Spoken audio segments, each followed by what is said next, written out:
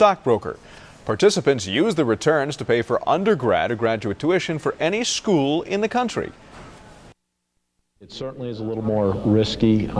You could actually lose money if the investments are not sound, but the state has a proven track record in pretty good investments. Financial advisors say there is no difference, by the way, between what the state's offering in its plan and investing on your own. School uniforms are getting the thumbs up in Mandarin. As for the rest of Duval County parents, well, the jury is still out. Questionnaires on the uniforms were sent to parents last month. Parents were asked to vote for or against the uniforms. The county-wide results are still being tallied.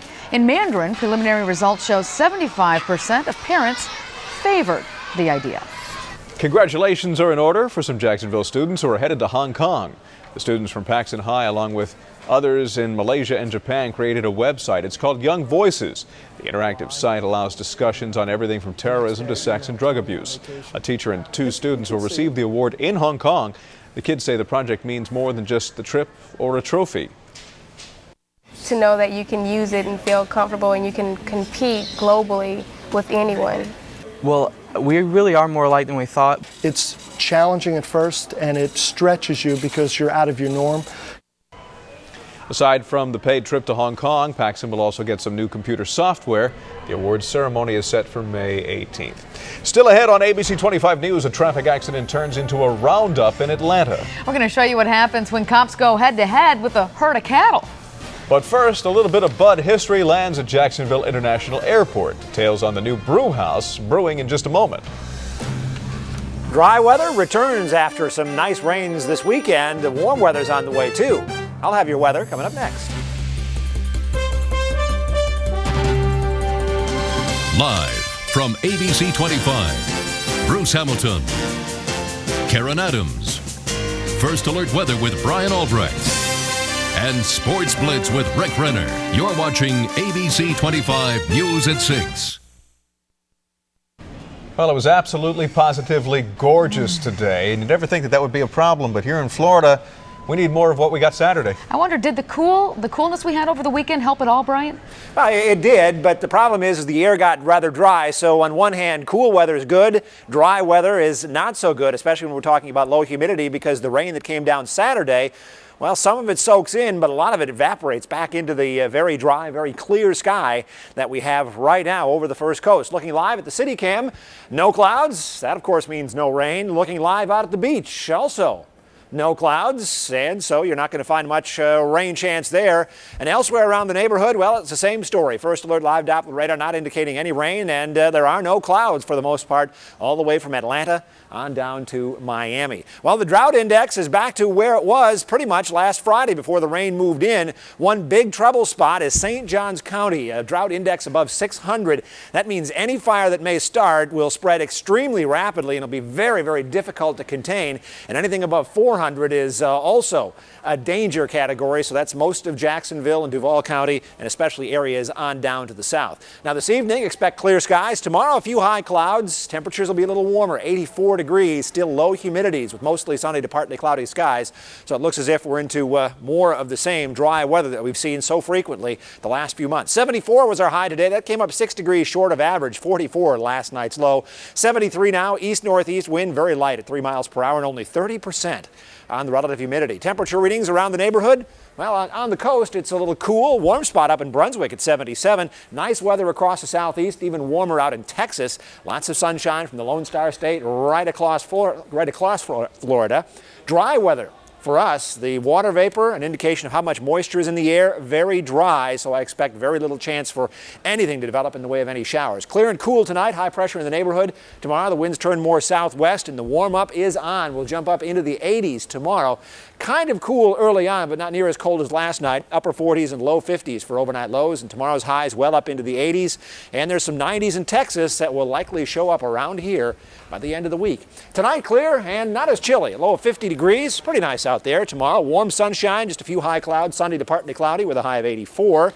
And the winds out of the southwest That means on the beach should be nice too. Close to 80 degrees for the highs with mostly sunny to partly cloudy weather. 3 to 5 foot seas on the Atlantic with a southwest breeze of 15 knots. High tide tomorrow about 1:11 in the afternoon. The 7-day forecast exclusive here on ABC 25. Upper 80s to around 90 degrees Wednesday, Thursday, Friday and Saturday. Some warm weather. Rain, well, maybe a little on Sunday, but unfortunately it looks like we'll have to wait that long, and even if it does come, it'll only be a few showers or a thunder shower. Not near enough, but again, anything will help. Unfortunately, it looks like it's going to be a while before we see a substantial change. Okie dokie. We'll have to wait. All right, thanks. Well, for most of us, there's only one thing we usually need to know about our beer. How does it taste? But if you are Bill Valmar, you better know a lot more than that. After all, it's his job. Bill is a corporate historian for Anheuser-Busch. If you have any questions about the company's 150-year history, Bill should have an answer. Today he was on hand for a sneak peek at the new Budweiser brew house out at the airport. My main function is to help the company record its history and to use that history to help sell its product so it can make a profit for the shareholders and provide jobs for people. And there you have it now. The Budweiser brew house opens next week at Jacksonville International Airport. Coming up on ABC 25 News at 6, some bovines go bumper to bumper with some Atlanta drivers. As a group of motorcycle cops who have a stake in this, we'll see if it was a job well done when we come back. Now here's a look at today's winning numbers in the Georgia Lottery Cash 3 Midday Drawing 226. Good luck. When you see news happening, call our ABC 25 hotline at 332-NEWS or star 25 on your Bell South mobility phone. On World News Tonight, we'll have the latest on NATO's battle with the Serbian leader, Mr. Milosevic.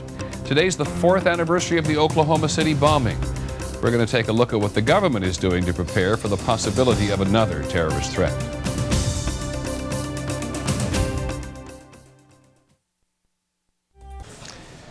An 8-year-old boy is in fair condition at this hour. On Saturday, he was rushed to UMC in critical condition. Involved in an accident that happened when a fire truck collided with a minivan. Turns out the emergency crew was rushing to the scene when the truck malfunctioned. Firefighters were also taken to the hospital. They were treated and released. 2 people remain hospitalized following Sunday's car accident on the west side of town. Police say 2 cars collided on Broadway at Superior. An elderly woman was taken to UMC with serious injuries. No word on the other driver's condition. Get caught not wearing your seatbelt, get a ticket. That's the law that the Florida Safety Council is pushing. The group wants to make not wearing a seatbelt a violation, meaning police could pull you over if you're caught not wearing your seatbelt. Right now, you have to be pulled over for another reason, and then you're given a ticket if you don't have your seatbelt on. Backers claim that the new law could save lives. Federal disaster relief could be headed toward Georgia. Last week, a tornado ripped through Vienna and Dooley counties, destroying 84 homes, making that Vienna. More than 300 people are still homeless in the area. Governor Roy Barnes sent the assistance request to Washington today. If approved, those without insurance could get some financial aid.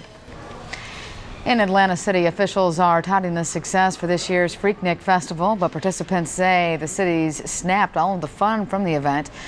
Praising Freaknik, Atlanta Mayor Bill Campbell cited fewer arrests and high attendance at a job fair. Participants charged police with being too heavy-handed. The annual event draws black students from around the country. An accident in downtown Atlanta turned up to be quite a mess. Take a look. Witnesses say this cow was on a cattle truck and the cattle truck started wobbling and then it toppled over. The back door flew open and then it was every cow for himself. Took cops about 30 minutes to chase down all those cows. The others were chased down by motorcycle police. So far, no one knows why the trailer overturned. Well, if the kids can't make it out to the symphony will go to the kids. Coming up after sports, we'll tell you about one program exposing local students to the fine arts. Florida State coach Bobby Bowden is in Jacksonville. He'll give us his thoughts on the Jags picking up one of his former players. Plus, the great one may not have to wait too long for the NHL Hall of Fame. The Sports Blitz is straight ahead.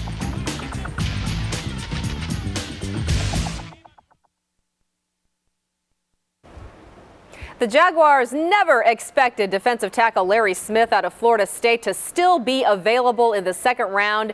Everyone projected Smith as a first-rounder. So when the Jags saw Smith still on the board, they grabbed him. And draft analysts say Jacksonville got quite the steal. One man would agree. It's Florida State coach Bobby Bowden, who coached Smith in college and knows what he can do. Well, he's very aggressive. I like that. He's got that good demeanor that you like to play football with. And he's got pretty good quickness, runs good, tall, rangy, you know. Kind you like. I mean, he's a player. Well, it's clear that the Jaguars' top draft pick isn't afraid to speak his mind. Corner Fernando Bryant, who came to the Jags with the 26th pick, says he plans to be a starter. We caught up with Fernando as he signed autographs for fans over the weekend.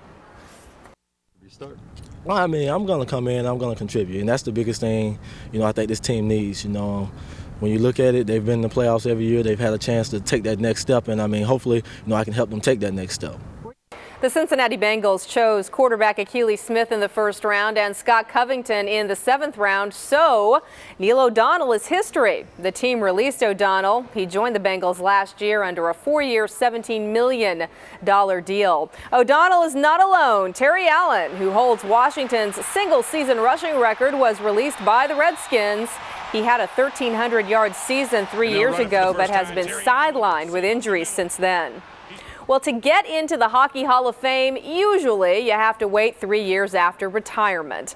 But the Hall Selection Committee announced today that it is considering waiving its waiting period for the Great One. The committee votes next week, and if the resolution passes, Wayne Gretzky could end up in the Hall this year. It's not unheard of. The Hall previously waived the waiting period for Mario Lemieux and Jean Beliveau. Well, Jacksonville is the site for a huge international gymnastics show. It's coming to the Prime Osborne Center June 10th through the 13th and will feature more than 350 rhythmic gymnasts from 22 countries. This event could bring $1 million to the Jacksonville economy and a lot of recognition to our local gymnasts. Well, I think this is going to be a great experience. It's a huge competition, and I think it's going to be great to have this kind of competition actually in Jacksonville. I hope that a lot of people are going to come and cheer the U.S. on. It's really a wonderful experience to be able to compete at this big competition, and it's even more special since it's right here in my hometown, in my city, and hopefully I'll be able to do my best in representing my country and maybe end up with a medal.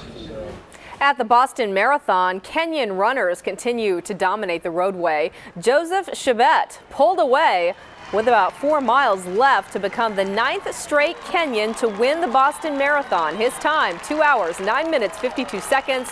Chebet has been a runner-up the last 3 years.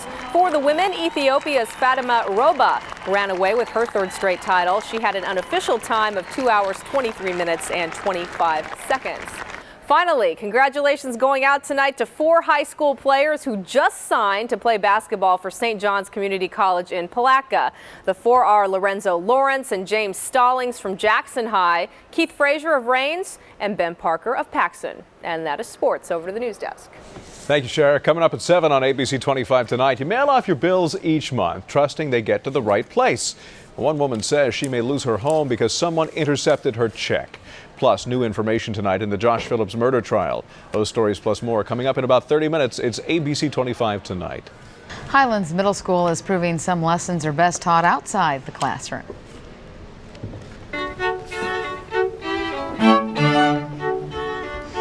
Kids get a chance to listen, watch, and learn as musicians from the Jacksonville Symphony Orchestra strutted their stuff. It's part of Folk Fest 99. The idea is to expose kids to the arts by bringing the artists to the school. What a good idea. It is a good idea. Kids seem to enjoy it. They seem to be attentive. Thanks for joining us. ABC World News Tonight with Peter Jennings is next. Karen and Keith are back with ABC25 tonight. It starts at 7 o'clock right after World News Tonight. For now, we are out of time and you're up to date. As always, have a good night tonight and a better day tomorrow. Good night, everyone.